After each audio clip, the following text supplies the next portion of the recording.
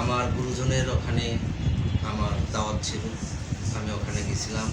নূরকুটির পাক দরবার শরীফ, আমার গুরুজনের দরবার শরীফ নূরকুটির পাক দরবার শরীফ। ওখানে কালকে 12ই রবিউল আওয়াল এই মাসের যে হাকিকত, সেই হাকিকতের যে আলোচনা ওখানে হয়েছে। মুসলিম ভাই ছিলেন, আরও অনেকে ছিল। তারই শাখা নূর বিশ্বাস পাক দরবার শরীফ, যেহেতু গুরুর ওখানে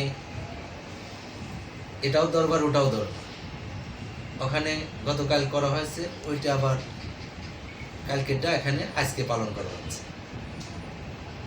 তো আসলে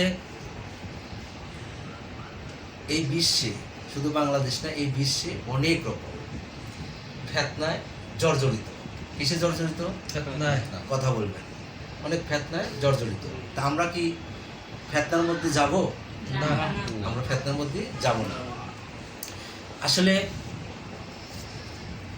এই যে রবিউল আওয়াল, এই রবিউল আওয়াল একটা মাসের নাম। কিসের নাম? মাসের নাম। এই রবিউল আওয়াল একটা মাসের নাম। এই মাসে এই যে 12ই রবিউল আওয়াল মানে 12 তারিখে, আরবিতে 12 তারিখে হযরত মুহাম্মদ সাল্লাল্লাহু আলাইহি সাল্লাম উনি এই ধরাধামে, এই পৃথিবীতে, তাও কোন স্থান কোথায়? সৌদি আরব। ওখানে উনি ধরাধামে আসলেন, আগমন করলেন। কার এর থেকে? তার বাবাকে হযরত আব্দুল্লাহ এবং তার মা হযরত মা আমেনা, নাকি? এটা আমরা শরীয়তভাবে এটাই জানি, নাকি?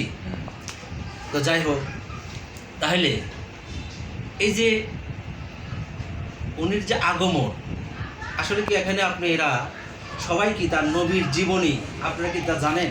না। অনেকেই জানে, অনেকেই জানে না। তা আমরা এই উপলক্ষে এই দিনটা আমরা পালন করি। কিসের জন্য পালন করি?